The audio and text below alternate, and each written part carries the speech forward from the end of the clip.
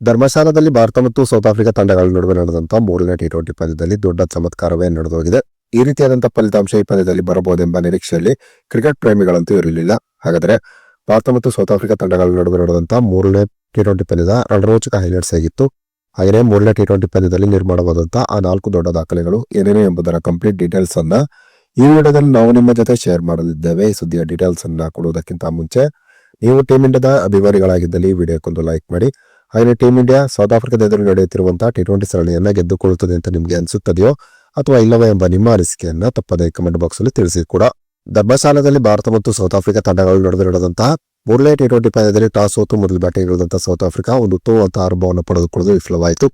South Africa ತಂಡದ ಆರಂಭಿಕ batsman ಆಗಿ ಕಣಕ್ಕಿಳಿದಂತಹ ರಿಜಾ ಹೆಂಡ್ರಿಕ್ಸ್ ಮೊದಲ ಓವರ್ನಲ್ಲೇ ಹರ್ಷದೀಪ್ ಬೌಲಿಂಗ್ ನಲ್ಲಿ ಔಟ್ ಆಗಿ ಹೊರನಡೆದರು.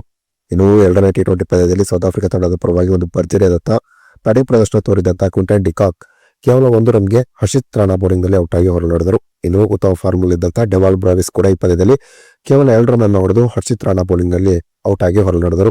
ಇನ್ನು ಟ್ರೆಷನ್ ಸ್ಟಾಪ್ಸ್ 9 ರನ್ ಅನ್ನು ಹೊಡೆದು ಔಟ್ ಆದರೆ ಕೊರಿಬನ್ ಬೋಶ್ 4 ರನ್ಗೆ ಔಟ್ ಆದರು. ಇನ್ನು ಫೆರಾರಾ 20 ರನ್ ಅನ್ನು ಹೊಡೆದರೆ ಮಾರ್ಕೋ ಜಾನ್ಸನ್ 2 ರನ್ ಅನ್ನು ಮಾತ್ರ ಹೊಡೆದರು. ಸೌತ್ ಆಫ್ರಿಕಾ ತಂಡದ ಪರವಾಗಿ ಯಾವುದೇ ಒಬ್ಬ ಸ್ಟಾರ್ ಬ್ಯಾಟ್ಸ್ಮನ್ ಒಂದು ಉತ್ತಮವಾದ ಬ್ಯಾಟಿಂಗ್ ಪ್ರದರ್ಶನ ತೋರಲಿಲ್ಲ. ಆದರೆ ನಾಯಕ ಆಡೆನ್ ಮಾಕ್ರಮ್ ಮಾತ್ರ 46 ಎಸೆತದಲ್ಲಿ 61 ರನ್ಗಳನ್ನು ಹೊಡೆಯುವುದರ ಮೂಲಕ ಸೌತ್ ಆಫ್ರಿಕಾ ತಂಡ ಮೂರನೇ ಟಿ20 ಪಂದ್ಯದಲ್ಲಿ 100 ರನ್ ಗಡಿ ದಾಟುವಂತೆ ನೋಡಿಕೊಂಡರು. ಸೌತ್ ಆಫ್ರಿಕಾ ತಂಡ ಈಗಿನ 20 ಓವರ್ನಲ್ಲಿ 117 ರನ್ಗಳಿಗೆ ಆಲ್ ಔಟ್ ಆಯಿತು. ಇನ್ನು ಮೂರನೇ ಟಿ20 ಪಂದ್ಯದಲ್ಲಿ ಟೀಮ್ ಇಂಡಿಯಾದ ಪರವಾಗಿ ಒಂದು ಭರ್ಜರಿಯಾದಂತಹ ಬೌಲಿಂಗ್ ಪ್ರದರ್ಶನ ತೋರಿದಂತಹ ಹರ್ಷದೀಪ್ ಸಿಂಗ್, ಹರ್ಷಿತ್ ರಾಣಾ, ವರುಣ್ ಚಕ್ರವರ್ತಿ ಮತ್ತು ಕುಲ್ದೀಪ್ ಯಾದವ್ ತಲಾ 2 ವಿಕೆಟ್ಗಳನ್ನ ಪಡೆದುಕೊಂಡರೆ ಹಾರ್ದಿಕ್ ಪಾಂಡ್ಯ ಮತ್ತು ಶಿವಮ್ ದುಬೆ ತಲಾ 1 ವಿಕೆಟ್ ಅನ್ನ ಪಡೆದುಕೊಂಡರು. ಇನ್ನು ಗೆಲುವಿಗಾಗಿ 118 ರನ್ಗಳ ಸುಲಭದ ಗುರಿಯನ್ನು ಪಡೆದಂತಹ ಟೀಮ್ ಇಂಡಿಯಾ ಒಂದು ಭರ್ಜರಿಯಾದಂತಹ ಆರಂಭವನ್ನು ಪಡೆಯಿತು. ಮೊದಲ 3 ಓವರ್ನಲ್ಲಿ ಟೀಮ್ ಇಂಡಿಯಾ 47 ರನ್ಗಳನ್ನ ಕಲೆ ಹಾಕಿತು.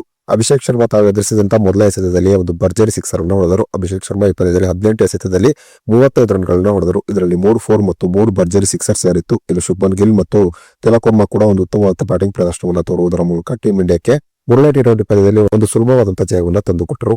ಎರಡನೇ ಟಿ20 ಪಂದ್ಯದಲ್ಲಿ ಸೌತ್ ಆಫ್ರಿಕಾ ಭಾರತ ಎದುರು ಒಂದು ಭರ್ಜರಿಯಾದಂತಹ ಪ್ರದರ್ಶನ ತೋರಿದ್ದ ಕಾರಣ ಮೂರನೇ ಟಿ20 ಪಂದ್ಯದಲ್ಲೂ ಕೂಡ ಒಂದು ಭರ್ಜರಿಯಾದಂತಹ ಬ್ಯಾಟಿಂಗ್ ಪ್ರದರ್ಶನವನ್ನ ಸೌತ್ ಆಫ್ರಿಕಾ ತಂಡದಿಂದ ಕ್ರಿಕೆಟ್ ಅಭಿಮಾನಿಗಳು ನಿರೀಕ್ಷೆ ಮಾಡಿದ್ದರು. ಆದರೆ ಬ್ಯಾಟಿಂಗ್ಗೆ ಉತ್ತಮವಾದ ಪಿಚ್ ನಲ್ಲಿ ಸೌತ್ ಆಫ್ರಿಕಾ ತಂಡ ಭಾರತದ ಬೌಲಿಂಗ್ ಎದುರು ಪರದಾಡಿತು. ಹೀಗಾಗಿ ಮ್ಯಾಚ್ 1 ಸೈಡೆಡ್ ಆಯಿತು. ಈ ರೀತಿಯಾದಂತಹ ರಿಸಲ್ಟ್ ಮೂರನೇ ಟಿ20 ಪಂದ್ಯದಲ್ಲಿ ಎದುರಾಗಬಹುದೆಂಬ ನಿರೀಕ್ಷೆಯಲ್ಲಿ ಕ್ರಿಕೆಟ್ ಪ್ರೇಮಿಗಳು ಇರಲಿಲ್ಲ. ಟೀಮ್ ಇಂಡಿಯಾ ತೋರಿದಂತಹ ಒಂದು ಚಮತ್ಕಾರದ ಬೌಲಿಂಗ್ ಪ್ರದರ್ಶನಕ್ಕೆ ಸೌತ್ ಆಫ್ರಿಕಾ ತಂಡ ಮೂರನೇ ಟಿ20 ಪಂದ್ಯದಲ್ಲಿ ಧೂಳಿಪಟವಾಯಿತು. ಇನ್ನು ಮೂರನೇ ಟಿ20 ಪಂದ್ಯದಲ್ಲಿ ಟೀಮ್ ಇಂಡಿಯಾದ ಪರವಾಗಿ 1 ವಿಕೆಟ್ ಅನ್ನು ಪಡೆದುಕೊಳ್ಳುವುದರ ಮೂಲಕ ಹಾರ್ದಿಕ್ ಪಾಂಡ್ಯ ಅಂತಾರಾಷ್ಟ್ರೀಯ ಟಿ20 ಕ್ರಿಕೆಟ್ ನಲ್ಲಿ 100 ವಿಕೆಟ್ ಅನ್ನು ಪಡೆದಂತಹ ಟೀಮ್ ಇಂಡಿಯಾದ ಮೂರನೇ ಬೌಲರ್ ಎಂಬ ದಾಖಲೆಯನ್ನ ಹಾರ್ದಿಕ್ ಪಾಂಡ್ಯ ನಿರ್ಮಿಸಿದರು. ಹಾರ್ದಿಕ್ ಪಾಂಡ್ಯಗಿಂತ ಮುಂಚೆ ಹರ್ಷದೀಪ್ ಸಿಂಗ್ ಮತ್ತು ಜಸ್ಪ್ರೀತ್ ಬುಮ್ರಾ ಕೂಡ ಟೀಮ್ ಇಂಡಿಯಾದ ಪರವಾಗಿ ಅಂತಾರಾಷ್ಟ್ರೀಯ ಟಿ20ಯಲ್ಲಿ 100 ವಿಕೆಟ್ ಅನ್ನು ಪಡೆದುಕೊಂಡಂತಹ ಸಾಧನೆಯನ್ನು ಮಾಡಿದ್ದಾರೆ. ಇನ್ನು ವರುಣ್ ಚಕ್ರವರ್ತಿ ಪಂದ್ಯದಲ್ಲಿ 2 ವಿಕೆಟ್ ಅನ್ನು ಪಡೆದುಕೊಳ್ಳುವುದರ ಮೂಲಕ ಅಂತಾರಾಷ್ಟ್ರೀಯ ಟಿ20 ಕ್ರಿಕೆಟ್ ನಲ್ಲಿ ತಮ್ಮ 50 ವಿಕೆಟ್ ಗಳನ್ನ ಪಡೆದಂತಹ ಸಾಧನೆಯನ್ನ ವರುಣ್ ಚಕ್ರವರ್ತಿ ಮಾಡಿದರು. ಇನ್ನು ಅಭಿಷೇಕ್ ಶರ್ಮಾ ಮೂರನೇ ಟಿ20 ಪಂದ್ಯದಲ್ಲಿ ತಾವು ಎದುರಿಸಿದಂತಹ ಮೊದಲ ಎಸೆತದಲ್ಲಿ 6 ರನ್ ಸಿಡಿಸುವುದರ ಮೂಲಕ ಅಂತಾರಾಷ್ಟ್ರೀಯ ಟಿ20 ಕ್ರಿಕೆಟ್ ನಲ್ಲಿ ಮೊದಲ ಬಾಲ್ ನಲ್ಲಿ 3 ಬಾರಿ 6 ಗಳನ್ನ ಹೊಡೆದ ಏಕೈಕ ಬ್ಯಾಟ್ಸ್ಮನ್ ಎಂಬ ದಾಖಲೆಯನ್ನ ಅಭಿಷೇಕ್ ಶರ್ಮಾ ನಿರ್ಮಿಸಿದರು. ಇನ್ನು ಸೌತ್ ಆಫ್ರಿಕಾ ತಂಡ ಈ ಪಂದ್ಯದಲ್ಲಿ 117 ರನ್ಗಳಿಗೆ ಆಲ್ ಔಟ್ ಆಗುವುದರ ಮೂಲಕ ಭಾರತ ಎದುರು ಟಿ20ಯಲ್ಲಿ ತನ್ನ 2ನೇ ಅತಿ ಕಡಿಮೆ ಟೋಟಲ್ ನ ಸೌತ್ ಆಫ್ರಿಕಾ ತಂಡ ಪೇರಿಸಿತು. ಹೀಗೆ ಟೀಮ್ ಇಂಡಿಯಾ ಸೌತ್ ಆಫ್ರಿಕಾದ ಎದುರು ಒಂದು ಭರ್ಜರಿಯಾದಂತಹ ಪ್ರದರ್ಶನವನ್ನ ಮೂರನೇ ಟಿ20 ಪಂದ್ಯದಲ್ಲಿ ತೋರುವುದರ ಮೂಲಕ ಒಂದು ಭರ್ಜರಿ ಗೆಲುವನ್ನು ಕಾಣುವುದರ ಮೂಲಕ ಟಿ20 ಸರಣಿಯಲ್ಲಿ ಇದೀಗ 2-1 ಮುನ್ನಡೆಯನ್ನ ಟೀಮ್ ಇಂಡಿಯಾ ಸಾಧಿಸಿದೆ.